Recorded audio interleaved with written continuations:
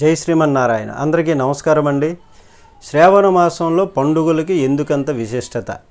ఏ వ్రతం చేసినా శ్రావణ మాసంలో అతి పవిత్రము, అతి విలువైనటువంటిది, పుణ్యఫలదాయకం ఇచ్చినటువంటిది, కోరికలు తీర్చేటటువంటిదిగా శ్రావణ మాసం చెప్పబడుతుంది. శివకేశవుల ఆరాధన కూడా ముఖ్యమైనటువంటి ప్రాముఖ్యత కలిగినటువంటి మాసం ఇది. అయితే వివరాల్లోనికి వెళితే, చంద్రుడు శ్రవణ నక్షత్రానికి దగ్గరగా ఉండటం చేత ఈ మాసమునకు శ్రావణ మాసం అని పేరు వచ్చిందని జ్యోతిష్ శాస్త్రాలు చెబుతున్నాయి. అయితే శ్రావణ మాసం గురించి ముఖ్యమైనటువంటి విశిష్టమైనటువంటి పుణ్య ఫలితాలను ఇచ్చేటటువంటి విషయాలను ఇప్పుడు మనం తెలుసుకుందాం. శ్రీమన్నారాయణ యొక్క జన్మ నక్షత్రము కూడా శ్రవణ నక్షత్రము కాబట్టి శ్రావణ మాసం అంటే లక్ష్మీదేవికి చాలా ప్రీతికరమైనటువంటిది. దేవతలు సముద్ర మదనాన్ని ప్రారంభించినది కూడా శ్రావణ మాసంలోనే. పాల సముద్రాన్ని చిలుకుతున్నప్పుడు హాలాహలం బయటకు వస్తే సందర్భంలో ఆ అగ్నికి, ఆ వేడిమికి తట్టుకోలేక లోకాలన్నీ భస్మం అయిపోతాయి, ఇంకా ఏమీ మిగలదు అని దేవతలు మొత్తం లోకాలన్నీ భీతి చెందితే దేవతలు పరమశివుడిని వేడుకుంటారు. మహాత్మా, మమ్మల్ని ఆ వేడిమి నుంచి, ఆ గరళాల నుంచి మమ్మల్ని రక్షించండి అని ప్రార్థిస్తారు. తన మాంగళ్య బలంపై నమ్మకంతో గౌరీదేవి కూడా శివుడిని ఇదే కోరుతుంది. ఈ సృష్టి దేవతలందరూ మన సంతానమే కదా స్వామి, వారిని రక్షించడము మన బాధ్యత అని గరళాన్ని స్వీకరించి వీరిని కాపాడండి అని కోరుతుంది. శివుడు లోకాన్ని రక్షించినందుకు శ్రావణ మాసంలో సోమవారాలు శివారాధనలు చేస్తారు. శివునికి పంచామృతాలతో అభిషేకం చేస్తారు. ఇది మంచి శ్రేష్టమైనటువంటిది. అయితే అమ్మవారి మాంగళ్య బలం చేత శివుడు గరళాన్ని తీసుకొని లోకాలన్నింటిని కూడా రక్షించినటువంటి సందర్భం కాబట్టి శ్రావణ మంగళవారాలు గౌరీ వ్రతాన్ని ఆచరిస్తే చాలా శుభం కలుగుతుంది.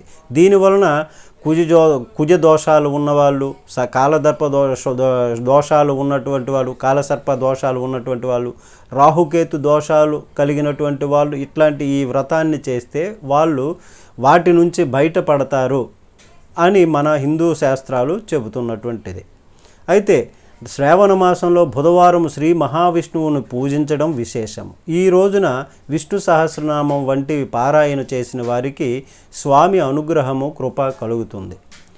ఇంకా జీవితంలో కలిగిన దుఃఖములు, కష్టముల నుంచి బయటపడాలంటే వరలక్ష్మి వ్రతానికి మించినటువంటి వ్రతము లేదని చెబుతారు.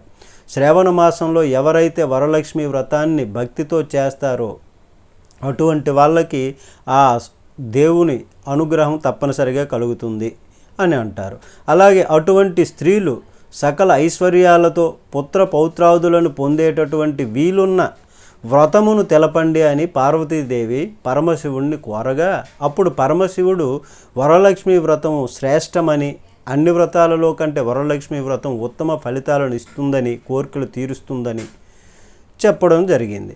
ఇది స్కాంద పురాణంలో కూడా ఈ విశేషాలు తెలియపరచడం జరిగింది.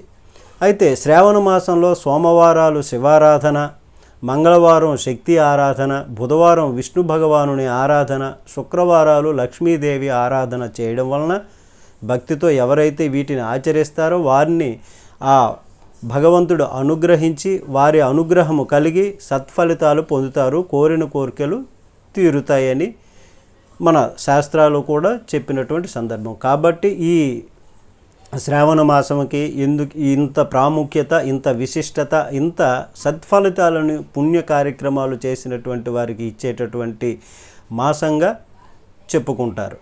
జై శ్రీమన్నారాయణ.